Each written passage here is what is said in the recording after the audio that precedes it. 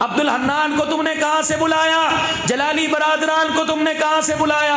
اتنا موٹا لفافہ دو گے؟ وہی بات کر رہا ہوں جو صبح آپ کی مسجد کا امام درس قرآن میں، شام کو درس حدیث میں، اور جمعے کے دن سال ہا سال سے ہر جمعے کے خطبے میں کہہ رہا، وہ بات میں آ کے کہہ رہا ہوں۔ چہرہ بدل رہا ہے، اللہ کی قسم الفاظ نہیں بدل رہے۔ کیا قصور ہے میں 1 گھنٹے میں 30-40 ہزار لے کے چلا جاؤں اور وہ پورا مہینہ اور پورا سال تمہیں قرآن سنائے؟ وہ 15,000 روپے کا بھی حقدار نہیں۔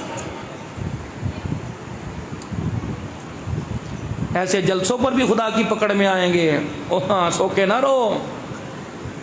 اس لیے میں نے پہلے کہا تھا، حقیقت کروں گا بیاں دوستو، چاہے کٹ جائے میری زباں دوستو، جس زمین پر نبوت کی توہین ہو، گر پڑے نہ کہیں آسماں دوستو۔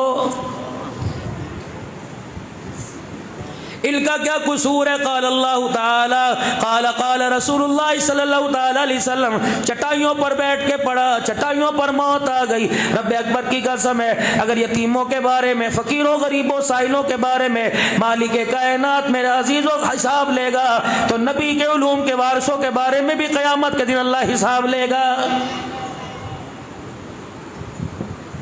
اسی لیے فرمائے ایک عالم کی طرف انگلی نہ اٹھانا۔ یہ بات آپ نے علماء اکرام سے سنی۔ میں نے جید علماء اکرام سے سن 1988 کا اجتماع تھا رائیونڈ کا، حضرت مولانا محمد عمر صاحب پالن پوری رحمت اللہ علیہ کے خدمت میں تھے۔ حضرت کے پان کا پیکدان میں اٹھا کے پھرتا تھا۔ اس وقت کیا آپ نے اجتماع میں فرمایا تھا، اے لوگوں کسی عالم کی طرف بدنگاہی سے، بدتمیزی سے انگلی نہ اٹھانا، وگرنہ مالک کائنات تیری میری نسل میں 7 نسلوں میں کوئی عالم پیدا نہیں کرے گا۔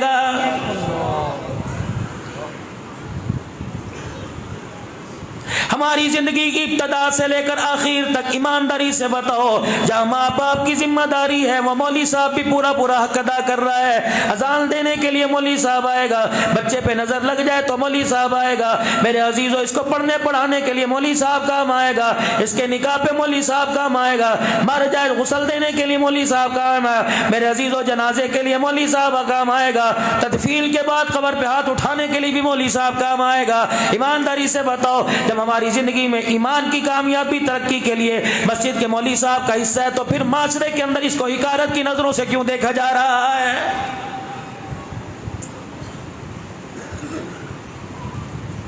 ماسٹر صاحب اگر میں یہ کہوں تو اللہ کی قسم گلا نہ ہوگا، مسجد کی انتظامیہ میں اگر کسی کے بیٹے بیٹی کی شادی ہو، مولوی صاحب کو کارڈ دینا بھی گوارا نہیں کرتے، امیروں کو کارڈ جائے گا، اللہ تھللوں کو کارڈ جائے گا، ریڈی والوں کو کارڈ جائے گا، جوتا کاٹنے والوں کو کارڈ جائے گا۔ مولوی صاحب کو کہتے ہیں ہاں میں مسجد میں جا کے کہہ دوں گا، اسے کارڈ دینے کی کیا ضرورت ہے؟ رب اکبر کی قسم ہے، یہ وہ لوگ ہیں روئے زمین پر رات کو سوتے رہے، تیرے میرے جیسے روتے رہے، اللہ کی عزت کی قسم ہمارے رونے پہ وہ اجر نہیں ملے گا جو اللہ ان کو سونے کے اوپر اجر عطا فرمائے گا۔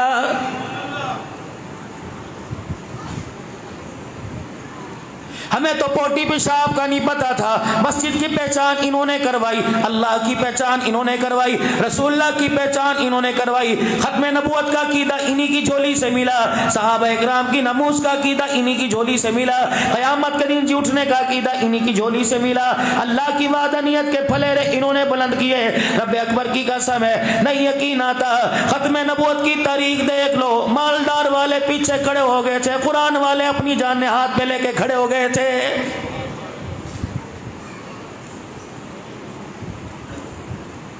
تمہارے علاقے کے اندر پٹاخہ کوئی پھٹ جائے، بم تو دور کی بات ہے، اللہ نہ کرے میرے منہ میں، میرے عزیز ایسی بات بھی نہیں آنی چاہیے، اگر تمہارے علاقے میں کوئی پٹاخہ بھی پھوٹ جائے، سب سے پہلے انگلی مولوی صاحب کے اوپر اٹھتی ہے۔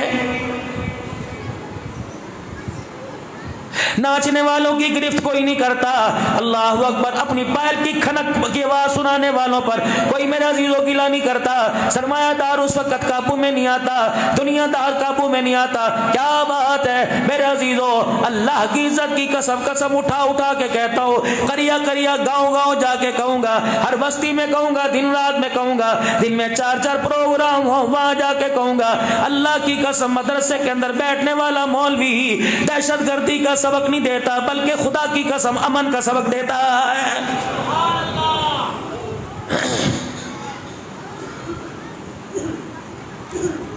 دین اسلام کی ترقی کے لیے الحمدللہ ہم وجود اپنے خون کے ساتھ حاضر ہیں. ملک پاکستان کی بقا کے لیے، ملک پاکستان کی سلامتی کے لیے، استحکام پاکستان کے لیے سربراہان افواج پاکستان سے عرض کروں گا، صدر مملکت پاکستان سے عرض کروں گا، آپ بیٹھے منظر دیکھتے رہنا. اگر دنیا کا کوئی کتا، کوئی کافر، کوئی پاکستان کا دشمن مسلمانوں اور پاکستان پر میلی آنکھ سے دیکھے، انگلی کا اشارہ کرے، آپ ہمارے کان میں پھونک مار دینا. تمہیں وردی پہننے کی ضرورت نہیں. اسلام کا مجاہد پاکستان کی سربلندی کے لیے اپنا سر کٹا کے رکھ دے گا. تاجدار ختم نبوت، تاج و تخت ختم نبوت اسلام، ملک پاکستان ہم رکھوالے ہیں، قربانیاں ہم نے دی ہیں. جس طرح معاشرے کے اندر تمہیں جینے کا حق ہے، اللہ اللہ، جس طرح تمہیں جینے کا حق ہے، دینی اداروں کے نگہبانوں کو، مسجد کے متولیان کو، مسجد کے خادمین، مسجد کے امام کو اسی معاشرے میں اسی طرح جینے کا حق ہے. لیکن واہ میرا اللہ تیرا احسان ہے، میرا اللہ تیرا کرم ہے. لوگوں کی 2 لاکھ روپے تنخواہ نیند نہیں آتی، یہ 10,000 کمانے والا عشاء پڑھ کے سوتا ہے، اللہ فجر کی نماز کے لیے اسے بیدار کر دیتا ہے.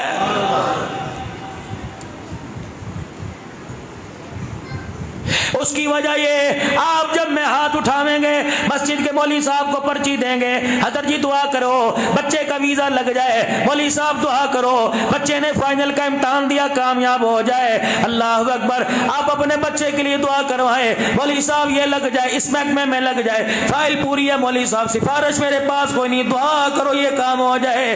لیکن یہ مولوی صاحب جب بھی دعا کرتا ہے ربنا هب لنا من ازواجنا وذرياتنا قرۃ اعین واجعلنا للمتقین اماما. مالک کائنات کہتا ہے اوے عقل مند لوگو، عقل مندی کے ہوتے ہوئے بے وقوفی کے نظریے پیش کرنے والوں، اپنے بچے کے لیے دکان مانگتے ہو، اپنے بچے کے لیے کارخانہ مکان مانگتے ہو. میں نے تو تمہارے بچوں کو، تمہاری بیوی کو، تمہارے گھر والوں کو دل کا سرور، آنکھوں کا نور بنا دیا. تو درجہ 4 کی نوکری مانگتا ہے، میں نے تیرے بچے کو تو دنیا کا امام بنا دیا. یہ مانگ میرے سے، یہ کوئی مانگنے کی چیز تھی؟